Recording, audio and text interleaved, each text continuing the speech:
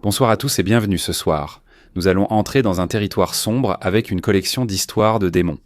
Si vous êtes mécène ou comptez le devenir et que votre anniversaire tombe cet été, envoyez-moi la date et le sujet de votre choix. Parce que je vais bientôt terminer mes enregistrements à l'avance, donc si vous ne l'envoyez pas rapidement, vous allez rater votre chance. Cela dit, installez-vous confortablement et laissez l'obscurité dominer. Tout a commencé parce que notre école était juste à côté du vieux cimetière. Dans notre culture, on ne peut pas manquer de respect aux tombes des défunts, sinon ils viendront hanter vous et votre famille pour se venger. Nous, en tant qu'enfants, marchions dessus sans réaliser que nous dérangions ceux qui étaient censés reposer en paix. Ça a débuté soudainement. Ma petite cousine a vu quelque chose dans la chambre de son père vers l'âge de 3 à 5 ans, a-t-elle dit. C'était un homme. Puis, une nuit sombre d'hiver, près de l'école, elle s'est soudainement mise à pleurer, disant que des gens pleuraient et criaient sur elle. C'était terrifiant, surtout parce que ses frères et sœurs aînés et moi n'entendions rien. Nous avons dû la ramener à la maison en urgence, encore une fois bouleversés. Son père, mon oncle, nous a laissés seuls chez sa mère pendant que nous allions chercher une vieille télé chez mes grands-parents. Pendant qu'il était parti, nous avons entendu des chaînes traîner et une respiration lourde. Ça s'est arrêté au moment où nous l'avons vu passer devant la fenêtre. Il y a aussi eu une fois où mon père a ressenti une forte poussée alors qu'il était seul à la maison, en train de faire la lessive. À peu près à la même époque, j'étais plus jeune et j'ai parlé de l'homme dans mon placard, dans la chambre de ma sœur. Tout s'est calmé pendant un moment, jusqu'à environ 1 an plus tard. Mon cousin et moi jouions devant l'église. En pleurant soudainement, nous avons entendu des pleurs alors que nous étions seuls. Finalement, ma famille a déménagé à cause des hantises. Après 2 ans, nous sommes revenus dans ma ville natale. Les choses semblaient calmes, à part quelques portes qui claquaient et des épisodes de paralysie du sommeil. Mais tout a changé lorsque nous avons de nouveau déménagé dans la ville où nous vivons actuellement. Une nuit, ma mère a été réveillée par une voix de femme appelant Lisa, alors que ce n'est pas son prénom. Mais en fouillant la maison, nous n'avons trouvé personne. Mon petit frère est soudainement devenu religieux, disant qu'il avait tout le temps peur, même s'il ne pouvait pas expliquer pourquoi. Ma sœur et mon père ont alors entendu une femme dire bonjour depuis la buanderie, mais il n'y avait personne. Après cela, ma sœur a commencé à faire des crises de paralysie du sommeil terrifiantes. Elle voyait une femme démoniaque baver sur son visage, et elle se réveillait assise, sentant la bave sur son front. Puis vint la nuit où elle l'aperçut. En allant aux toilettes, elle la vit debout dans le couloir, la fixant. Une silhouette complètement noire, même si la lumière du couloir était allumée, elle s'est figée avant de courir retourner dans sa chambre. Ensuite, la situation a empiré. J'ai commencé à le voir aussi, juste du coin de l'œil, dans ma chambre, dans le couloir, dans la cuisine, dans les escaliers, il était partout. Il y a 30 à 60 minutes, je l'ai entendu fredonner et bouger dans mon placard. Cela a duré 5 secondes, avec une pause entre chaque note. Mais ce qui est étrange, c'est qu'au début, c'était un homme. Maintenant, on dirait que c'est une femme. Même mon petit cousin qui était là a commencé à le voir, il l'a mentionné. L'homme dans la chambre de mon oncle chez mes grands-parents, et maintenant, il refuse d'y aller. J'ai vraiment peur de cette présence démoniaque, et je ne sais pas quoi faire pour m'en débarrasser, ni pour protéger ma famille. Avant que je dise quoi que ce soit, il est important que tu le saches. Même si je souffre de troubles mentaux, les hallucinations n'ont jamais été un problème pour moi. Si ce que j'ai vu était une hallucination, alors cela signifie que j'ai eu un seul épisode dans toute ma vie, ce qui semble très improbable. Donc j'ai passé un certain temps dans un service psychiatrique une fois. Ce n'est pas une période de ma vie que j'aime revisiter, mais un moment me reste en tête et j'aimerais le partager avec vous tous. Vous voyez, quand j'étais là-bas, je me suis fait un ami, un bon gars. Il était drôle, posé, et il est important pour l'histoire de préciser qu'il était noir. Il avait la trentaine et il avait ses yeux marron foncé, comme du café. Je ne le mentionne que parce que c'est important pour ce qui s'est passé ensuite. Un après-midi, nous étions assis en thérapie de groupe. La pièce était silencieuse pendant que tout le monde écoutait le thérapeute parler. Je ne me souviens pas vraiment de ce qu'il disait, sûrement le discours habituel sur les stratégies d'adaptation et la guérison. Et c'est à ce moment-là que j'ai remarqué que mon ami tremblait. Au début, ça ne semblait pas si inhabituel dans un endroit comme celui-là. Les gens tressaillent, font les 100 pas, marmonnent tout le temps. Mais ensuite, je l'ai vraiment regardé. Il tremblait comme si quelque chose le traversait, comme un courant électrique. Tout son corps semblait vibrer. Et puis soudain, ses yeux n'étaient plus marrons, mais jaunes, pas noisettes, pas dorés, d'un jaune vif et surnaturel comme des phares dans le brouillard. J'ai assisté à cela, complètement figé, le cœur battant à toute allure. J'ai regardé autour de la pièce, pensant que quelqu'un allait réagir, mais personne n'avait rien remarqué. Le thérapeute parlait comme si de rien n'était, sans que personne ne le regarde. Au bout d'environ 10 secondes, les secousses se sont arrêtées. Il a expiré, s'est affaissé un peu, et ses yeux sont redevenus marrons. Comme ça, c'était fini. Il n'a rien dit, et moi non plus. Nous n'en avons jamais reparlé. Je n'ai plus jamais rien vu de tel venant de lui. Mais je le jure sur tout ce que je sais être réel. Pendant un bref instant, ses yeux n'étaient pas humains, et je ne sais toujours pas ce que cela signifiait, ni pourquoi j'ai été le seul à voir ça.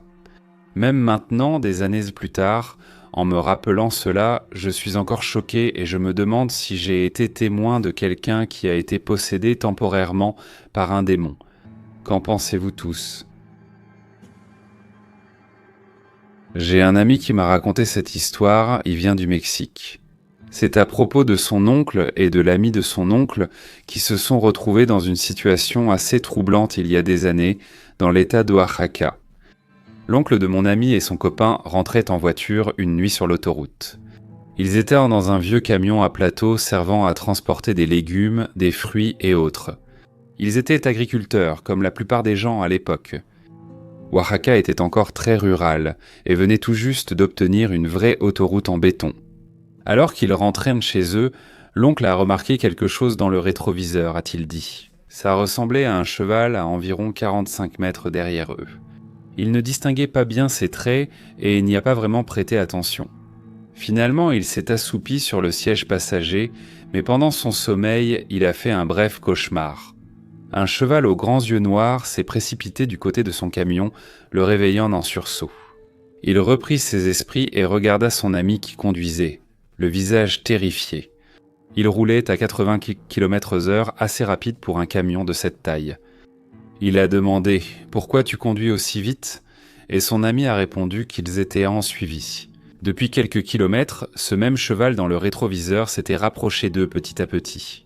C'est alors que la panique a commencé. Ils ont tous les deux ressenti une peur profonde et paralysante et ont accéléré jusqu'à 105 km/h pour essayer de s'éloigner.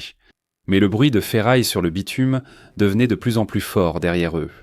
Le conducteur a dit à l'oncle de ne pas se retourner ni regarder, car le cheval semble les rattraper. Chaque fois qu'il le faisait, l'oncle fermait les yeux et essayait de tout bloquer, écoutant seulement. Mais lorsque les sabots semblaient incroyablement proches, il risqua un regard vers la fenêtre latérale et il était là. Le cheval était maintenant juste à côté d'eux, ses énormes yeux noirs fixés sur le conducteur. L'oncle cria à son ami de ne pas regarder, de garder les yeux devant lui. Le cheval continuait simplement à courir à côté du camion, fixant droit le conducteur. Finalement, le conducteur n'a pas pu résister et il a jeté un coup d'œil furtif. Dès qu'il l'a fait, il a commencé à pleurer, submergé par la panique et l'émotion. Puis soudain, le cheval a commencé à ralentir. L'oncle a de nouveau regardé dans le rétroviseur, puis ce qu'il a vu l'a glacé jusqu'aux os. Le cheval se tenait maintenant au milieu de la route, flottant au-dessus du sol. Ses jambes avaient disparu, il les fixait de ses grands yeux sombres. Lorsqu'ils sont finalement rentrés chez eux, ils ont raconté au père du conducteur, le grand-père de mon ami, ce qui s'était passé. Le vieil homme leur a dit que l'autoroute avait été construite en plein territoire sacré nahuatl. Ils avaient de la chance, dit-il, d'avoir traversé cette zone pendant la nuit. Parce que tout le monde croit que c'est salado, ou salé, ce qui veut dire maudit, imprégné de mauvaises énergies. Et il craignait que le cheval démoniaque rôde encore. Soyez prudents sur les routes du Mexique, et méfiez-vous des chevaux démoniaques.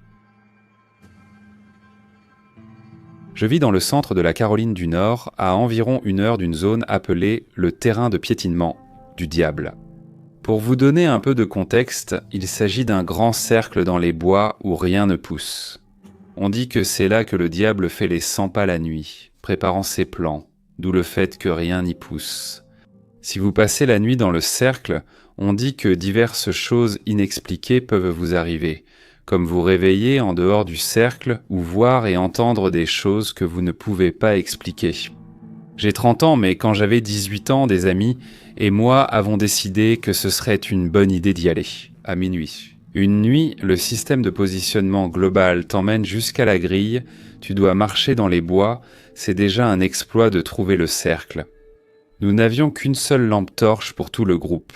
Se promener dans les bois était vraiment terrifiant. On a finalement trouvé le cercle et, effectivement, c'était une parcelle de terre circulaire où rien ne poussait, en plein milieu de la forêt. On est resté là pendant environ 15 minutes et on a entendu des animaux, mais rien de vraiment inhabituel ne s'est passé. On a décidé de partir, mais en revenant à la voiture, on a eu l'impression d'être observé. C'était dur à expliquer, mais c'est cette sensation qu'on ressent quand on se sent observé. Mon ami conduisait et j'étais sur le siège passager et il y avait 2 amis sur la banquette arrière. Après 5 minutes de route, nous avons atteint un carrefour à 4 voies. Un lampadaire diffusait une lumière tamisée à l'angle de ce carrefour. Et il y avait une garderie là, dans la garderie.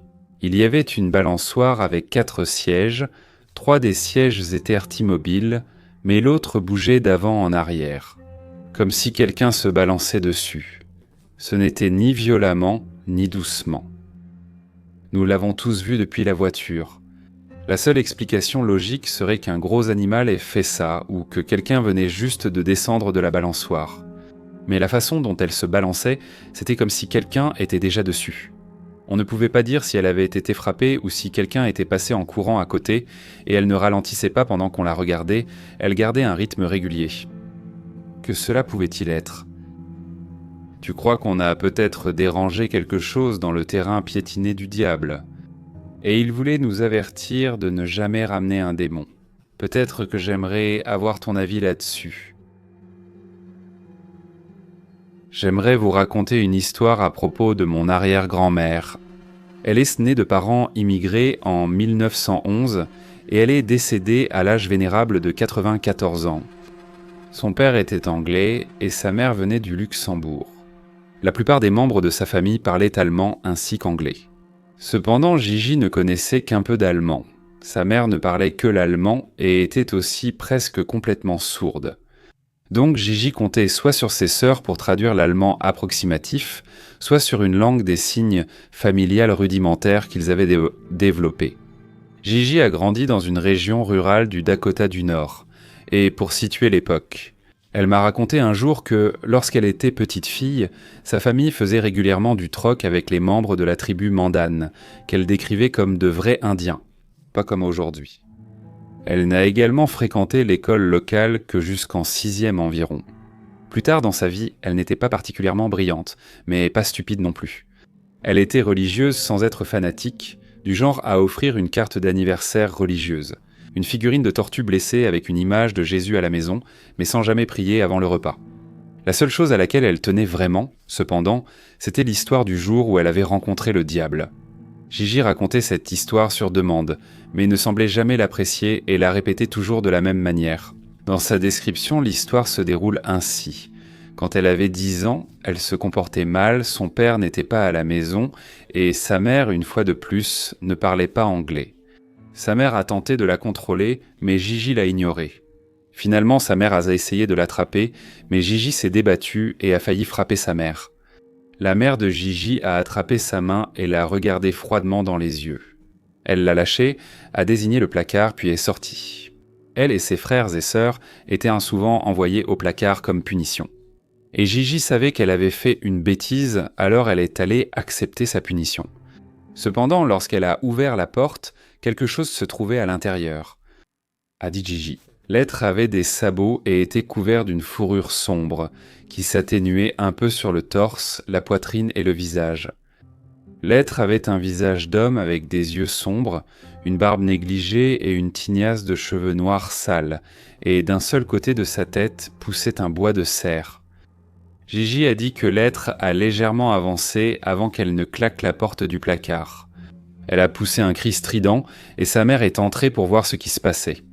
Gigi ne pouvait que pleurer et agiter les bras, mais sa mère a quand même ouvert la porte du placard, mais l'être avait disparu. Elle a toujours été très sérieuse sur cette histoire, et, je l'avoue, en parler aujourd'hui me met encore mal à l'aise. Voici comment mon arrière-grand-mère a rencontré le diable peu avant sa mort. Gigi a eu plusieurs accidents vasculaires cérébrales, elle avait environ 90 ans alors. Le premier n'a pas été handicapant, il lui a juste fallu du temps pour récupérer son mari. Mon arrière-grand-père adorait la restauration rapide. Pendant la Grande Dépression, ils devaient en chasser pour nourrir leurs enfants, donc ils s'émerveillaient s'allant devant une bonne restauration rapide. Arrière-grand-père adorait McDonald's, mais Gigi préférait la pizza Godfather. Après son rétablissement de l'accident vasculaire cérébral, ma famille a emmené mes arrière-grands-parents chez Godfather's pour célébrer. Quand j'étais gamin, j'ai demandé beaucoup de pièces à mon père pour jouer à l'arcade, en ignorant mes arrière-grands-parents nonagénaires. J'avais un nombre impair de pièces après la partie. Et le restaurant avait un de ces petits distributeurs de jouets, ceux avec les œufs en plastique. J'en ai acheté un avec ma dernière pièce, et c'était un petit extraterrestre qui faisait un signe de paix. Après les jeux, je suis revenu à la table, jouant avec l'extraterrestre, ce que Gigi a remarqué. Quand j'ai posé l'extraterrestre, elle l'a examiné de près avec toute sa table. Elle a levé l'extraterrestre, m'a regardé et a dit « Ce sont ces choses-là qui sont venues me chercher ». Ma mère, riant à moitié, a dit « Qu'est-ce que c'est, mamie ?» Elle s'est répétée, puis a dit qu'ils étaient la raison pour laquelle elle était à l'hôpital. Quand mon grand-père, le gendre de mon arrière-grand-mère, lui a dit qu'elle était à l'hôpital à cause d'une attaque, elle a répondu « Ces choses-là m'ont provoqué l'attaque ». La famille a simplement cessé d'insister à ce moment-là, et les choses se sont calmées. La plupart de la famille a pensé à une blague ou à son attaque. Je ne crois pas que c'en était une. Elle était gentille et drôle, mais jamais blagueuse. De plus, je ne pense pas qu'elle savait ce que sont les gris. Elle n'avait pas vu de film depuis les années 50. Il ne regardait pas la télévision et lisait seulement le journal. Elle faisait surtout des travaux manuels et écoutait de la musique pendant son temps libre. Quant à savoir si c'était une hallucination due à un accident vasculaire cérébral, eh bien, peut-être, mais c'est quand même étrange. Voici comment mon arrière-grand-mère a rencontré le diable et comment des extraterrestres lui auraient causé un accident vasculaire cérébral. Je souffre de paralysie du sommeil depuis mon enfance. Au fil de toutes ces années à vivre avec ça, j'ai eu des expériences vraiment horribles. Cependant, celle que j'ai eue il y a quelques jours a été la pire jusqu'à présent. Je me suis réveillé en ne me sentant pas très bien. Je suis resté debout quelques heures, mais ne me sentant pas mieux, j'ai choisi de me recoucher pour essayer de dormir et voir si ça passait. J'étais allongé sur le côté, tourné dos à la porte de notre chambre, du côté opposé de notre lit king size. J'ai senti mon corps se détendre et je me suis endormi assez rapidement. La prochaine chose dont je me souviens, c'est d'avoir ouvert lentement les yeux et d'avoir vu le mur de notre chambre ainsi que la porte qui mène à notre salle de bain, car la porte de la salle de bain était fermée. J'ai alors essayé de bouger et je n'ai pas pu, comme cela m'est arrivé de nombreuses fois. Je me disais déjà mentalement que j'étais en paralysie du sommeil et que je devais me concentrer, essayer de bouger un peu, comme remuer un doigt. Cependant, je ressens déjà de la peur et je sens mon cœur s'accélérer. J'entends la porte de notre chambre s'ouvrir puis se refermer derrière moi, car elle fait un bruit très particulier en claquant. J'ai immédiatement pensé que c'était mon mari qui venait voir comment j'allais et qu'il pourrait m'aider à sortir de cette terreur. Cependant, cette pensée a rapidement disparu lorsque j'ai entendu des pas lourds courir autour du lit jusqu'à ce qu'ils s'arrêtent juste devant moi. Et je vois une silhouette noire très grande et imposante debout devant la porte de notre salle de bain. C'est la même silhouette que je rencontre dans presque toutes mes expériences de paralysie du sommeil. Je n'arrive jamais à distinguer d'autres traits avant de pouvoir penser à autre chose. La grande silhouette se jette sur moi. Je ressens le poids lourd de cette chose sur mon corps, comme si elle m'écrasait, surtout au niveau des côtes.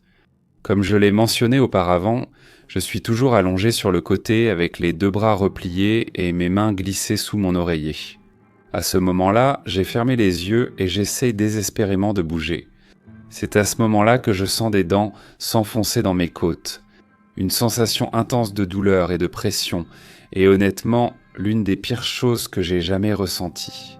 À ce moment-là, j'essaie de me débattre et de crier, mais je suis paralysé, je n'ai plus d'air en moi et je suis incapable de faire le moindre son. Je peux littéralement sentir la bouche de cette chose s'ouvrir et se refermer à différents endroits le long de mes côtes. Je hurle intérieurement et supplie de sortir de cet état. Prochaine chose. Je sais, je me redresse d'un coup dans mon lit, le cœur battant à toute allure. J'ai été pris d'une sueur froide et je sentais encore des picotements sur le côté gauche de mes côtes. Mes yeux parcourent la pièce que je trouve complètement vide. Je soulève ma chemise pour examiner mon côté. La peau n'est pas ouverte, mais tout le côté gauche de ma cage thoracique est rouge vif. J'ai fait pas mal de recherches sur la paralysie du sommeil et je comprends l'explication scientifique de ce phénomène. Mais me réveiller avec des marques physiques à cause de ces expériences, c'est tout nouveau pour moi. J'ai énormément d'anxiété au moment d'aller me coucher à cause de cette expérience. J'ai du mal à croire qu'il n'y a rien de maléfique ou de démoniaque dans ces attaques. Je suis presque sûr que le démon de la paralysie du sommeil m'a mordu. Je crois que mon ancienne maison était hantée par des esprits maléfiques, ou peut-être même des démons. Quand j'étais enfant, mon petit frère et moi partagions un lit superposé. Je dormais en haut et lui en bas. Il y a eu quelques incidents où je tombais du lit, mais une fois en particulier m'a vraiment marqué. Je dormais et, sans prévenir, j'ai eu l'impression que quelque chose m'avait tiré. La seconde suivante, je me suis retrouvé suspendu au bord du lit d'un bras et me suis réveillé aussitôt. Mon frère a aussi eu quelques incidents de chute. Je me réveillais parfois avec des égratignures et des bleus mystérieux lorsque j'étais jeune. En grandissant, j'ai donné ma chambre à mon frère. Il était encore petit et curieux, alors je me suis installé dans le grenier de la maison. Je regrette ce choix parce que j'ai toujours eu l'impression de ne pas être seul là-haut. J'entendais des bruits étranges, et parfois je laissais la lumière allumée la nuit car j'avais peur. Une nuit, après m'être couché, j'ai entendu 3 coups frapper à ma porte depuis le couloir près de la salle de bain voisine, et je me suis réveillé terrifié. Une autre fois, j'ai fait un cauchemar où j'étais en enfer, c'était terrifiant. Je me suis réveillé instantanément et j'avais trop peur de me rendormir parce que à chaque fois que j'essayais, je retombais directement dans le même cauchemar. Ça a duré 3 nuits de suite. Je pense que ça a commencé après que j'ai mis un attrape-rêve sous mon oreiller. Heureusement, les cauchemars ont fini par s'arrêter. Il y a aussi eu un rêve qui semblait beaucoup trop réel, comme si un succube avait pris le contrôle, et j'ai fait un rêve très lucide. Ensuite, mon lit a parfois légèrement tremblé, comme une faible vibration ou un petit séisme, ce qui est inhabituel là où je vis. Je détestais prendre des douches car j'avais toujours l'impression de ne pas être seul. Le flacon de gel douche tombait parfois sur mes pieds, sans raison, me faisant mal, et cela arrivait souvent. Parfois je dormais dans le salon à cause de mes reflux acides, et mon chien me suivait tard le soir, sans raison. Il se mettait à aboyer comme un fou, mais il n'y avait jamais rien. C'était difficile de le calmer. Avec du recul, je pense avoir eu affaire à un poltergeist. Une fois, j'ai laissé mon enceinte Bluetooth jouer de la musique en m'endormant. Le matin, elle ne fonctionnait plus. J'ai vérifié, j'ai vu que la batterie avait fondu, il y avait un trou à l'arrière et on voyait bien où ça avait brûlé. Heureusement, j'ai déménagé dans une nouvelle maison et je n'ai plus vécu aucune activité démoniaque ou paranormale depuis, ce dont je suis profondément reconnaissant. C'était il y a plusieurs années, à l'époque je vivais avec ma famille dans une sorte de maison délabrée. À cette époque, le petit ami de ma mère traversait, un épisode psychotique. Quand il n'a rien à fumer, il devient un peu fou et commence à parler de fantômes, de dieux et de démons. À cette période, il parlait souvent comme ça, disant qu'il y avait un démon dans la maison et qu'il essayait de rentrer en lui ou quelque chose comme ça. Bref, je te raconte ça pour que tu comprennes à quel point j'étais terrifié à l'époque. Alors imagine la scène. J'étais dans le salon en train de regarder la télé, ma mère était au travail. Pour faire court, je me suis endormi sur le canapé qui était à côté de la grande fenêtre du salon. La maison était très délabrée et nous avions des stores aux fenêtres. Mais la partie de la fenêtre où ma tête reposait n'était pas couverte à cause du climatiseur. Il était environ 2 ou 3 heures du matin. À mon réveil, j'ai ouvert les yeux, un peu désorienté comme souvent après le sommeil. J'ai regardé par la fenêtre pour estimer l'heure. Et il était juste là, le petit garçon, dehors devant ma fenêtre.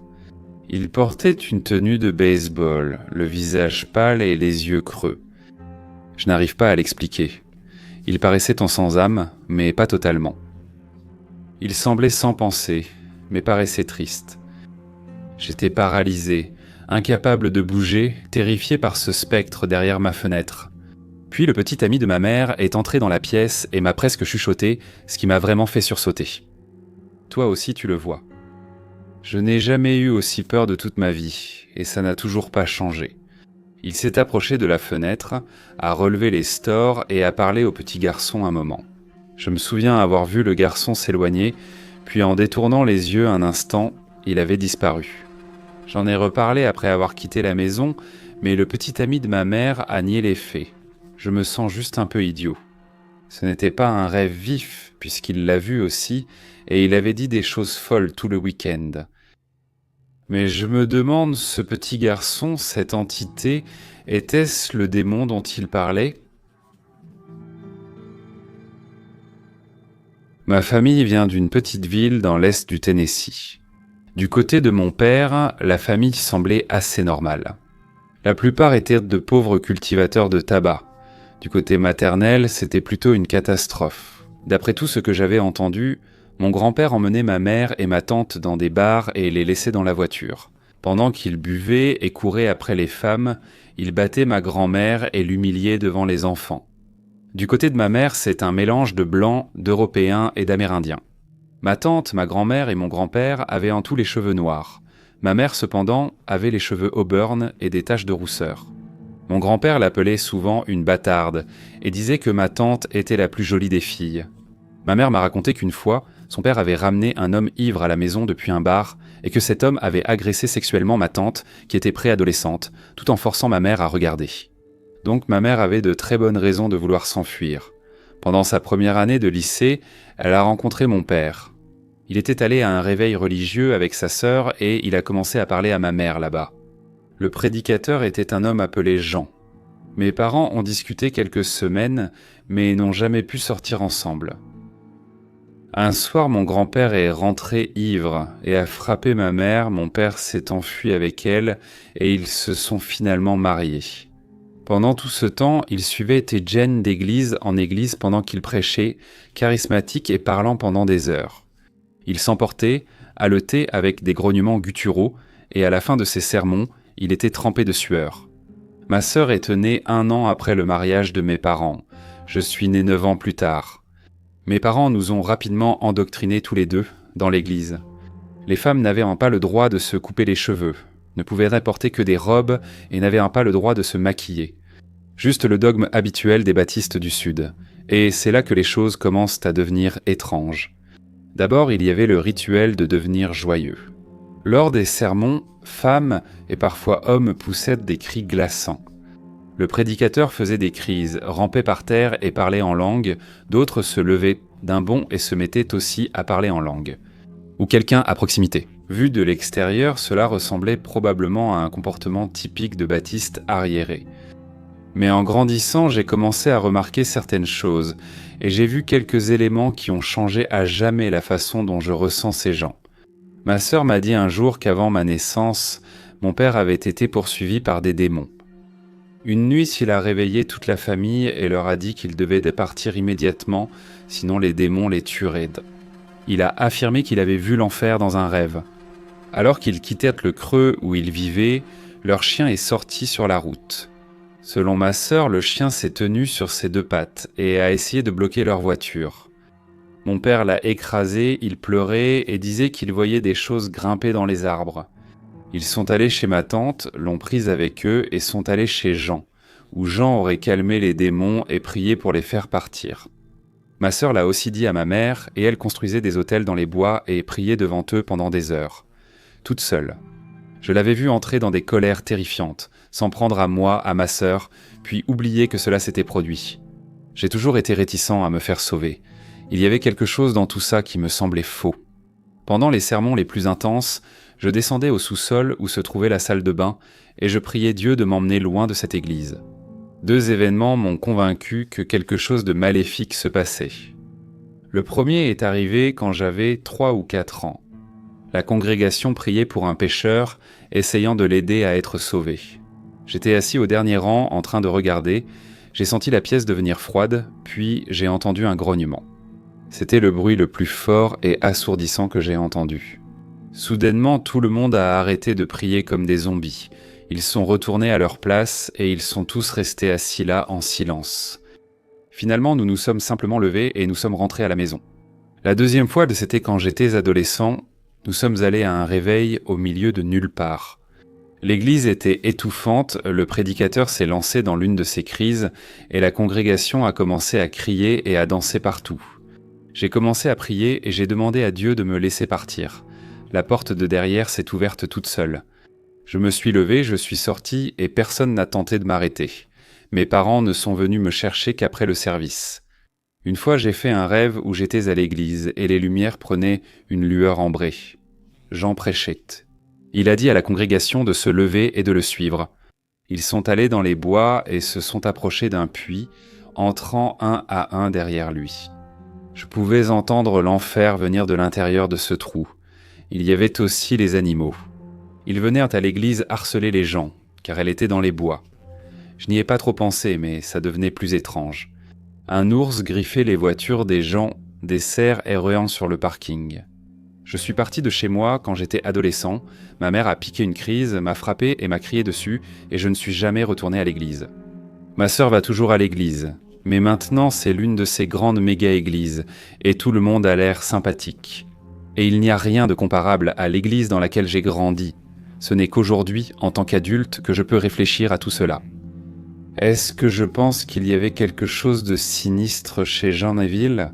Peut-être qu'il était mort il y a quelques années, mais je me souviens toujours de son apparence, comme s'il était consumé par quelque chose. Je pense sincèrement qu'au moins au début, il y avait quelque chose de vraiment tordu avec cette église et avec Jean. Cette histoire ne parle pas de moi, elle concerne la sœur de l'un de mes cousins dans mon pays natal, le sud de l'Inde, où il y a beaucoup de rituels et de traditions. L'un d'eux consiste à ce qu'une personne soit possédée par un dieu et devienne son messager. C'est ce qui s'est passé. Nous avons vu un film sur un homme devenu dieu protégeant sa terre du mal et des gens. Un peu comme le diable ou une force maléfique. Ça s'appelle Kantara. Après ce jour-là, nous avons imité le personnage possédé, puis quelque chose de bizarre est arrivé après quelques jours. Nos mères sont rentrées du travail un peu plus tôt que d'habitude, et l'une d'elles avait l'air très sérieuse. Nous avons demandé et elle nous a raconté l'histoire. Notre cousine Samara n'est pas allée à l'université ce jour-là car elle était malade et avait mal à la gorge. Donc sa mère a pris un jour de congé pour s'occuper d'elle, et il se trouve que son père n'avait pas de travail ce jour-là. Pendant qu'il se préparait à l'emmener à l'hôpital, sa mère est sortie pour prendre un appel téléphonique. Soudain, Samara a crié très fort. Tout le monde s'est précipité et elle semblait anormale. Elle semblait tendue et bouleversée. Puis elle a commencé à se lever et à se déplacer, sans vraiment marcher mais en flottant presque et en sautant de quelques centimètres au-dessus du sol. Son père, pourtant très fort, n'a pas pu la maîtriser. Elle criait si fort que les voisins sont venus, puis elle a récité des incantations. Dans une langue inconnue, tout le monde a paniqué et pleuré. Ils l'ont emmenée à l'hôpital, mais même le personnel était perplexe. Ils ont conseillé à la famille de consulter un médium à la place. Toute la famille s'est réunie. Un de nos frères connaissait quelqu'un qui pouvait aider, mais il habitait loin. Mais comme Samara est jeune, il est venu quand même. Il a commencé à faire une sorte de rituel, à jeter du sel, et finalement elle s'est calmée quand elle a repris connaissance. Elle nous a dit « Je voyais tout le monde et je savais que quelque chose n'allait pas, mais je ne savais pas ce que je faisais. » Elle pouvait à peine parler.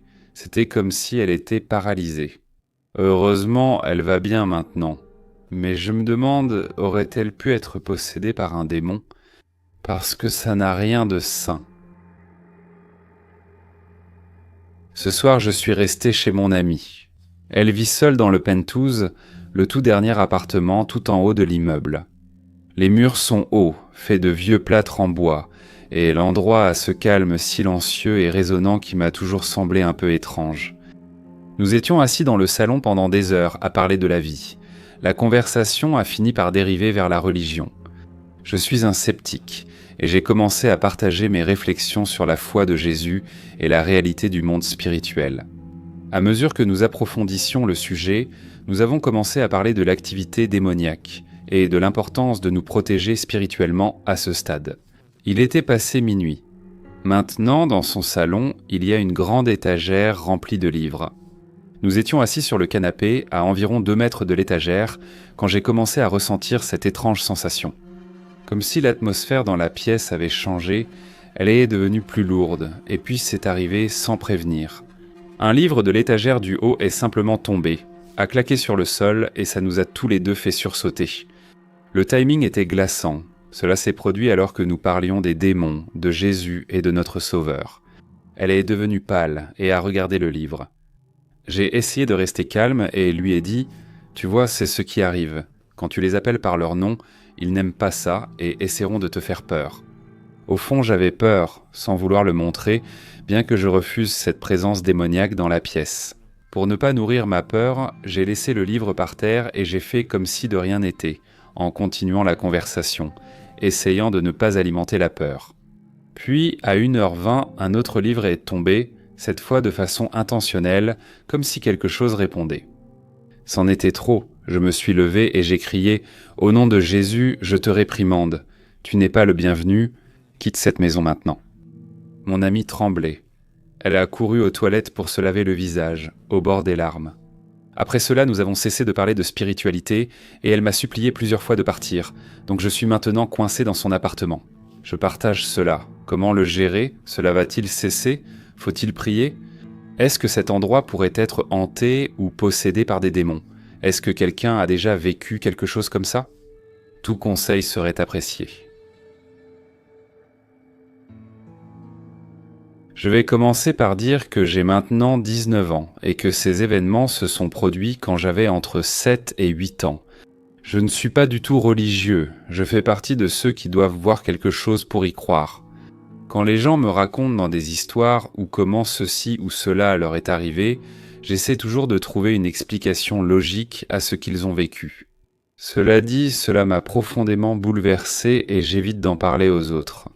Parce que je ne peux penser à cette période de ma vie sans être submergé par les larmes.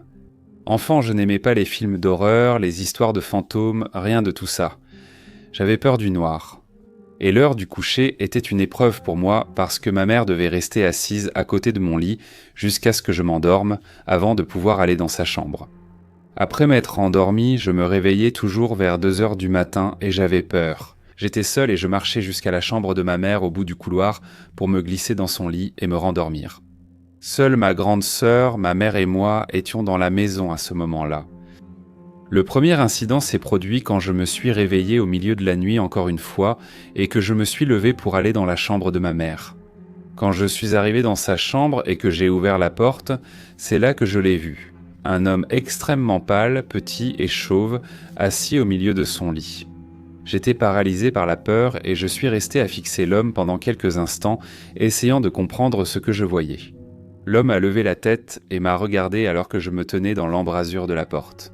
Son visage était complètement lisse, sans yeux, sans bouche, rien du tout, juste un visage d'un blanc poudreux.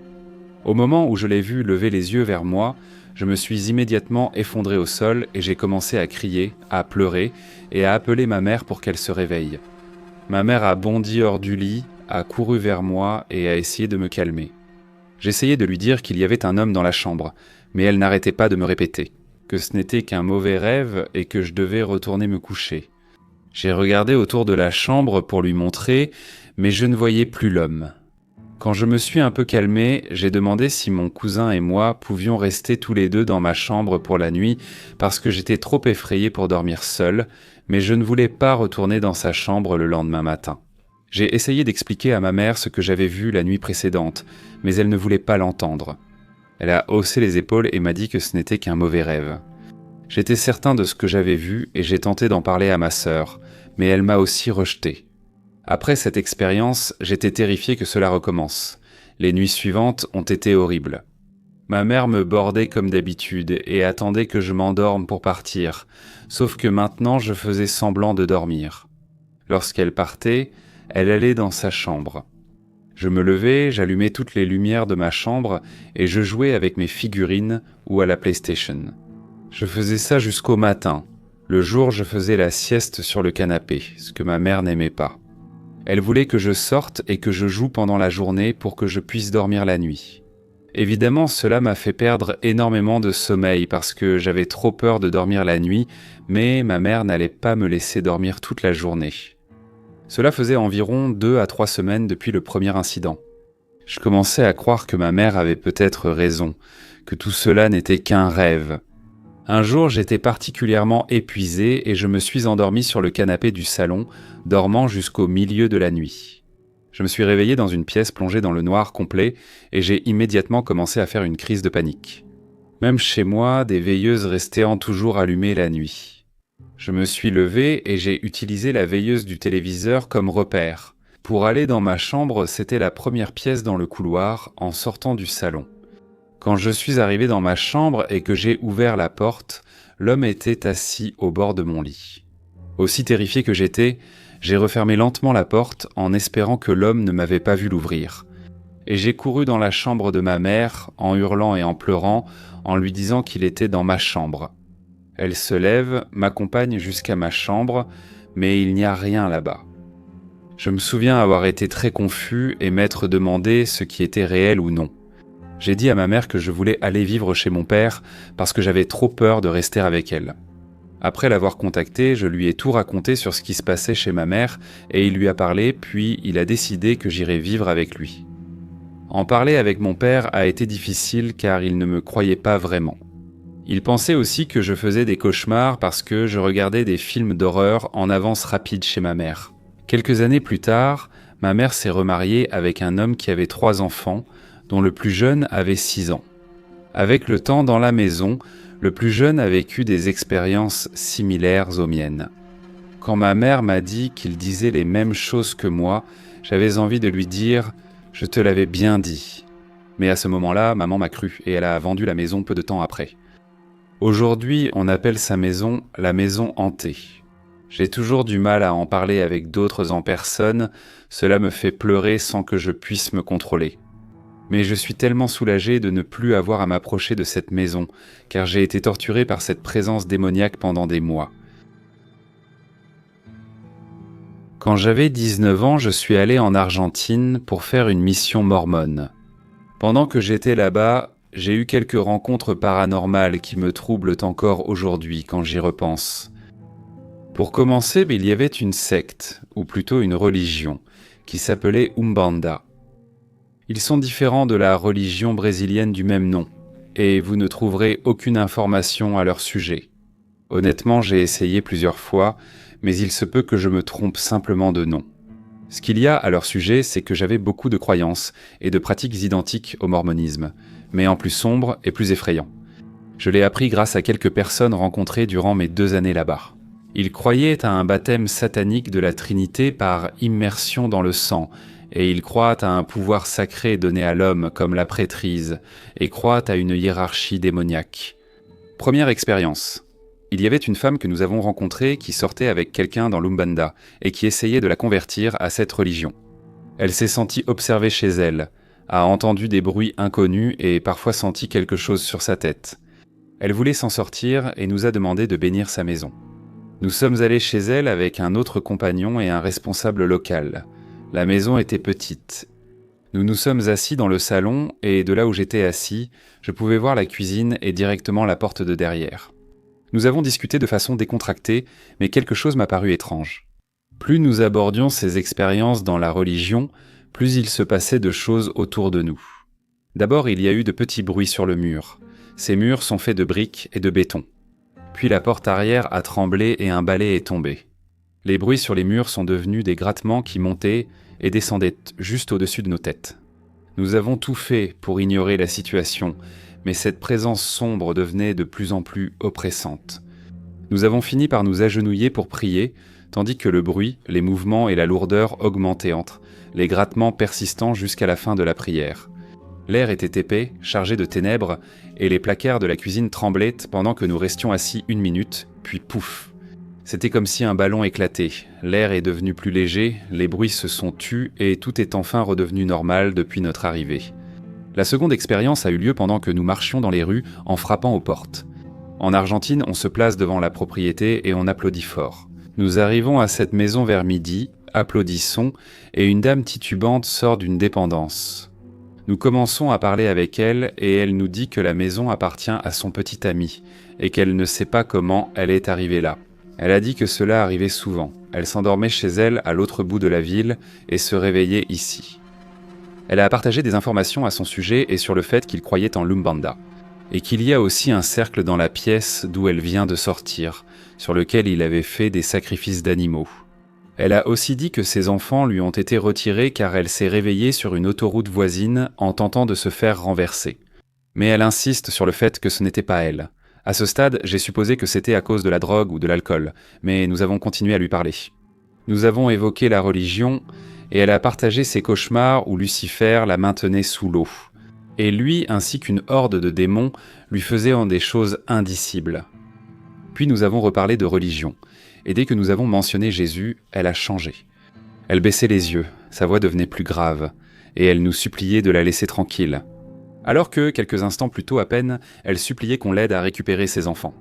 Nous avons changé de sujet et elle est redevenue normale. Chaque fois que le sujet de la religion était abordé, elle baissait les yeux et toute son attitude ainsi que sa voix changeaient. Mon compagnon et moi pouvions tous les deux ressentir ce que je ne peux que décrire. Il y avait une présence démoniaque dès qu'on parlait de religion. C'est devenu très inquiétant. Je me souviens m'être accroupi, l'avoir regardé et lui avoir dit « Regarde mes yeux, vois la lumière du Christ en moi, et tu seras guéri. » Elle m'a traité de menteur.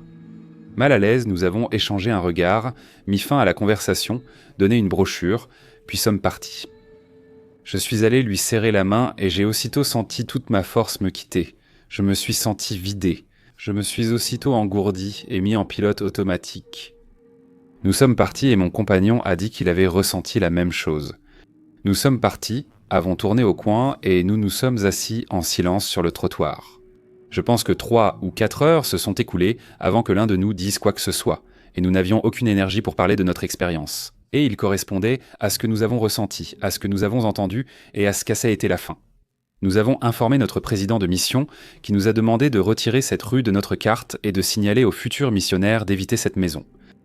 Il y a eu d'autres choses, mais celles-ci étaient les plus effrayantes. Une dame croyait sa maison hantée. Après une prière, un chat est apparu. Il y avait aussi une fille à qui nous enseignions qui a fait une séance de Ouija avec des amis, et il semblait que l'une des amies avait fini possédée. Elle a brisé un miroir et a commencé à écrire avec du sang sur les murs, des choses insensées. C'était vraiment étrange. Je n'ai vécu une paralysie du sommeil qu'une seule fois il y a quelques mois, mais le souvenir me revient encore de temps en temps. J'étais rentré de la fac, allongé dans mon lit. Je me suis réveillé au milieu de la nuit et j'ai remarqué que la lumière du couloir était allumée. Ça m'a marqué car je l'allume rarement, donc je savais que ce n'était pas moi. C'est possible que mon père l'ait fait, mais ça aurait été inhabituel. En regardant autour du coin, une femme pâle aux cheveux noirs raides jusqu'aux épaules se tenait là. Elle portait une robe à pois noirs et blancs.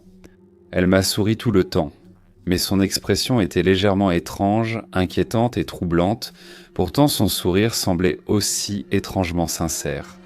Je n'ai pas eu l'impression qu'elle était malveillante, elle ne bougeait pas, elle se tenait simplement là à me regarder. Toute la scène a duré peut-être 1 minute avant que je ne sorte de ma paralysie. Cette expérience m'a vraiment effrayé, surtout parce que j'ai une peur profonde des intrusions à domicile, mais chaque fois que je m'en souviens, je ne ressens pas la même peur que sur le moment. C'était la seule fois où je l'avais vue jusqu'à récemment. Je vis dans le centre de la Floride et la semaine dernière, nous avons été frappés par l'ouragan Milton. Quelques inondations ont touché la région, mais notre maison n'a heureusement pas été endommagée. Je dormais sur le canapé car je crains que les fenêtres se brisent pendant les tempêtes, mon lit étant juste en dessous. Je me suis réveillé en pleine nuit alors que la tempête faisait rage. Je sais que je n'étais pas en paralysie du sommeil car j'ai tout de suite caressé mon chat, anxieux à cause du bruit. J'ai regardé par la porte arrière et elle était là, debout au milieu de notre patio faiblement éclairé par l'écran, la même femme avec la même expression et la même robe. Je l'ai fixée, vérifié la serrure pour qu'elle soit bien fermée, puis regardé à nouveau, elle n'a pas bougé. Après 1 minute ou 2, c'était comme si j'avais cligné des yeux et elle avait disparu. Je n'arrête pas d'y penser, sans cesse. La seule explication à laquelle je peux penser, c'est peut-être un éveil de la force ou une hallucination due au stress. Je me considère comme quelqu'un de spirituel, mais je n'ai pas de connaissances approfondies sur quoi que ce soit de plus précis dans ce domaine. Je veux mieux comprendre qui elle est et pourquoi elle apparaissait pour moi. J'ai l'impression qu'elle est ici pour une raison, mais je n'ai aucune idée de laquelle. Pour vous donner le contexte, ma mère est décédée il y a 1 an et demi, mais elle ne ressemblait pas du tout à cette femme. Je veux mieux comprendre qui elle est, ou ce qu'elle est, et pourquoi elle m'apparaît. Est-ce qu'elle est ici pour une raison ? Si c'est le cas, je ne sais vraiment pas pourquoi. C'est comme ma paralysie du sommeil. Le démon n'est pas du tout un démon, ou peut-être qu'il est déguisé. J'aimerais beaucoup avoir ton avis et ton point de vue là-dessus. Qu'est-ce que je ressens ici ? Un message de l'auteur. Avant d'aller plus loin, je dois vous informer qu'il y a 30 ans, j'ai été accusé d'agression sexuelle, une chose que je n'ai pas commise. Je me bats encore et je suis sur le point d'être innocenté après presque 3 décennies. Je veux simplement être transparent à ce sujet. Certaines personnes m'apprécient, tandis que d'autres me reprochent encore mon passé. Il y a de la controverse autour de moi, mais mon histoire est la vérité et beaucoup de gens la connaissent. En 1972, j'ai été gardé par Laura et Jerry Goodin au 966 rue Lindy à Bridgeport, Connecticut. Mon histoire a été documentée dans 2 documentaires captivants sur YouTube, Retraced Echoes et Rope Paranormal. Ils m'ont même fait revenir au Connecticut pour le 50e anniversaire. Mon enfance a été difficile. Ma mère, qui m'a eu à 15 ans, n'était pas apte à s'occuper de moi. Après son divorce avec mon père, elle s'est impliquée avec un gang de motards, transformant notre maison en un club rempli de chaos, alors que je cherchais de la stabilité. Elle me laissait plus souvent chez Laura et Jerry. Cependant, cette maison avait ses propres sombres secrets. La première expérience surnaturelle est arrivée dans ma première heure là-bas, pendant que Laura me donnait le bain. La porte de la salle de bain s'est claquée toute seule. Puis une force invisible m'a poussé sous l'eau jusqu'à ce que je perde connaissance. À partir de là, tout a empiré. Marcy, la fille adoptive des Goodwin, avait des capacités étranges. J'ai vu des peluches léviter dans sa chambre. Un jour, elle m'a conduit à la cave, où une force invisible m'a transporté dans les escaliers. Une ombre sombre est apparue, m'étranglant jusqu'à ce que je cède. Dès lors, je n'ai plus jamais été seul, toujours surveillé par quelque chose. L'activité paranormale au 966 rue Lindy a commencé subtilement, mais est rapidement devenue impossible à ignorer. Au début, c'était hors de petites choses, des objets qui bougeaient légèrement, des portes qui grinçaient en s'ouvrant alors que personne n'était à proximité, des chuchotements au cœur de la nuit. Mais ensuite, la maison elle-même semblait prendre vie. Un soir, je jouais tranquillement dans le salon quand l'air autour de moi était devenu plus lourd, comme une force invisible qui appuyait sur ma poitrine. La chute de température était si brutale que ma respiration formait des nuages visibles, même si le chauffage était à fond. Soudain, la tension massive et pesante, soudain le téléviseur massif et lourd a glissé vers l'avant et s'est écrasé au sol. Personne ne l'avait touché. Laura et Jenny se sont précipitées dans leur chambre, le visage pâle. Il y avait aussi le chat Sam. Au début, il n'était qu'un animal de compagnie ordinaire, distant, nous observant depuis l'ombre, mais ensuite il a parlé. Je ne parle pas d'une simple imitation des sons humains comme un perroquet, je parle de phrases complètes et claires. Un jour, il a dit « Vive le vent !» et nous sommes restés figés. Plus tard, il a grogné quelque chose de plus sinistre. « Vous allez tous mourir !» Ces mots se sont glissés dans l'air, nous laissant dans un silence stupéfait. Mais ici, la fille adoptive des Goodwin semblait être au centre de tout cela. Sa présence intensifiait l'activité comme si elle était un paratonnerre pour quelque chose qui dépassait notre compréhension. Une nuit, alors qu'elle était assise en tailleur sur son lit, ses peluches se sont soulevées du sol et ont flotté dans les airs. Je voulais crier, mais le son est resté coincé dans ma gorge. Macy fixait simplement la scène, son visage impassible. Le sous-sol était le cœur des ténèbres. Je me souviens encore d'elle me guidant dans ces escaliers grinçants. Une force soudaine m'a saisi, me tirant vers le bas, comme si des mains invisibles s'étaient enroulées autour de mes chevilles. Au moment où mes pieds ont touché le ciment froid, l'air autour de nous a vibré lourdement, avec quelque chose d'invisible mais indéniablement présent. Les ombres dans le coin se sont tordues et balancées, formant la silhouette d'une imposante figure sombre. Avant que je réagisse, l'ombre s'est jetée sur moi. S'enroulant à ma gorge, ma vision s'est troublée et mon corps a convulsé. La pression était trop forte. Au moment où je pensais perdre connaissance, la prise s'est relâchée, comme si elle avait décidé de me laisser partir pour l'instant. Je me suis effondré au sol, haletant, tandis que Marcy regardait simplement. L'activité s'est tant intensifiée que la police en a été témoin. Les agents sont venus une nuit après que Jerry, affolé, a appelé à l'aide.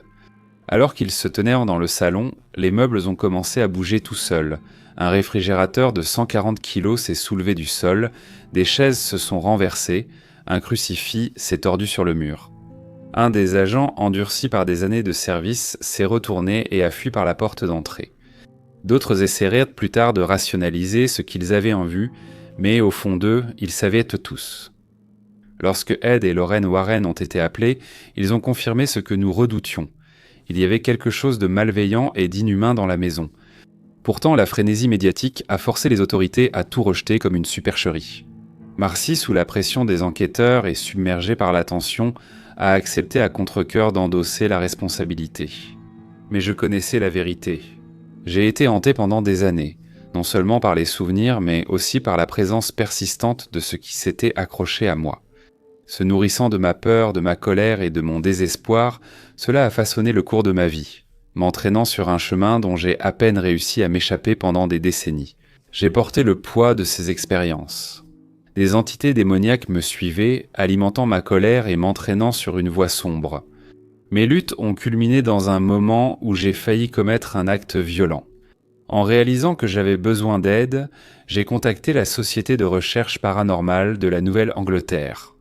À la fin de 2023, l'archevêque Plato Angelicus et le père James ont pratiqué un exorcisme, me libérant enfin des 3 derniers démons. Le rituel était intense, l'eau bénite grésillait lorsqu'elle touchait ma peau. Des prières en latin emplissaient l'air, et une pression écrasante s'abattait sur moi, comme si quelque chose essayait de s'accrocher. Mon corps convulsé.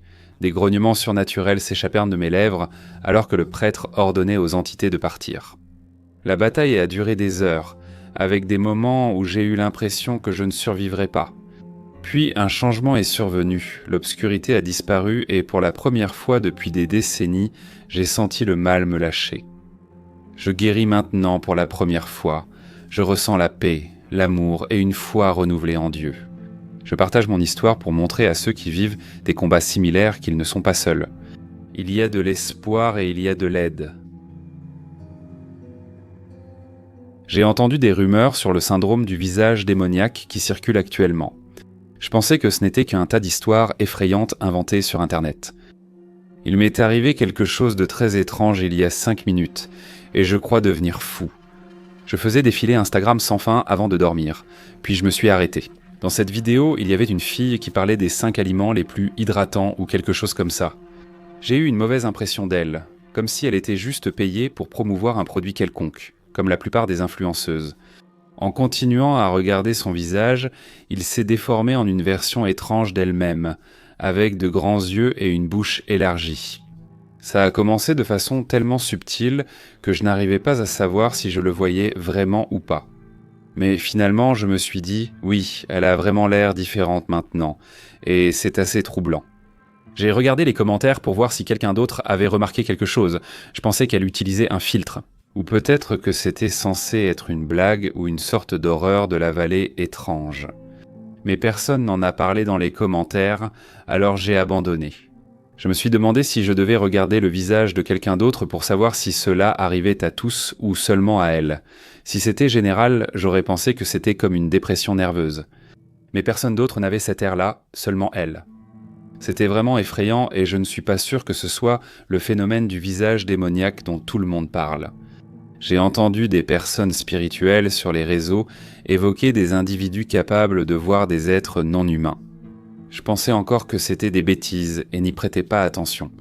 Je ne crois pas à 98% de ce que je vois en ligne. Il y a trop de choses aléatoires. Mais est-ce que quelqu'un sait quelque chose à ce sujet? Est-ce que quelqu'un a une idée de ce qui vient de se passer? Est-ce que mon cerveau a bugué ou est-ce qu'il y a des trucs bizarres là dehors que je viens juste de voir? Qu'est-ce que ça veut dire? Était-elle une sorte de démon? Tout ça se passe à l'époque où le premier exorciste est sorti. J'avais environ 11 ans, tous mes cousins avaient endormi chez nous, donc nous étions 4. J'étais dans ma chambre, endormi sur mon lit, et mes 3 cousins étaient allongés par terre dans ma chambre. Les garçons devaient endormir dans ma chambre, tandis que ma sœur dormait dans la chambre d'en face. Mes cousins plus âgés ont toujours été très méchants avec moi en grandissant. Ils avaient l'habitude de m'inviter à traîner avec eux, puis soit ils me frappaient, soit ils me faisaient une blague, ou essayaient de m'humilier. Ils ont tenté de me noyer, mais c'est une autre histoire. J'ai entendu quelque chose qui ressemblait au tintement des bijoux d'un lustre. Ma mère était connue pour en avoir quelques-uns en bas, et je me suis réveillé et j'ai regardé autour de ma chambre. Quelque chose n'allait pas, c'était bien trop silencieux. Pourquoi tout le monde dormait-il? Ils ne l'avaient pas entendu? Puis mon lit a commencé à trembler. Et j'ai tout de suite eu en tête une image du film Carrie, où la petite fille est possédée dans son lit. J'ai commencé à paniquer, le diable est là pour moi, il va m'attraper. Il fallait que je sorte de la chambre avant d'être possédé. Je ne trouvais aucun appui pour contourner mes cousins et les secousses s'intensifiaient. Debout sur mon lit, toute la chambre tremblait. Pourquoi personne ne se réveillait? Tant pis, j'ai décidé de sauter par-dessus eux pour me frayer un chemin jusqu'à la porte. J'ai distancé tout le monde et atterri près de la tête d'un cousin avec fracas. Dès que j'ai touché la moquette, j'ai couru dans la chambre de ma mère en criant à l'aide. J'ai crié et frappé plusieurs fois à la porte de la chambre de ma mère. J'ai supplié, j'ai frappé, mais elle n'a pas ouvert. Alors je me suis recroquevillé en boule et j'ai pleuré. Les tableaux tombaient en des murs, et maintenant mes cousins paniquaient aussi, parce qu'ils ne comprenaient pas ce qui se passait. Finalement, elle a ouvert la porte, souriante et en riant de moi. Tout le monde s'est réveillé pour voir ce qui se passait, m'a vu recroquevillé et a commencé à me montrer du doigt en riant. Ma sœur m'a raccompagné dans ma chambre en me faisant des câlins. Je n'ai jamais oublié ce jour. Apparemment, c'était un 11. Un tremblement de terre a eu lieu. Je n'ai jamais pu oublier ce jour. Finalement, ce n'étaient là pas des démons venus me chercher, mais juste un tremblement de terre. Salut à tous, c'est Mortis Media, merci de m'avoir écouté. Je vous jure, ça fait au moins 2 ans que je n'ai pas fait une bonne vidéo d'histoire de démons, vous ne trouvez pas? Laissez votre avis en commentaire, j'adore les lire. Et encore une fois, si vous êtes un mécène et que vous souhaitez un message d'anniversaire, faites-moi savoir quand est votre anniversaire. Ou si vous y pensez et que votre anniversaire est en été, ce serait super, merci. Je tiens à remercier une dernière fois mes membres et mécènes cités à l'écran. Si vous souhaitez bénéficier d'encore plus d'avantages sympas comme ces personnes formidables, suivez le lien dans la description pour en savoir plus. C'est tout pour moi, restez géniaux et à la prochaine vidéo. Bonne nuit.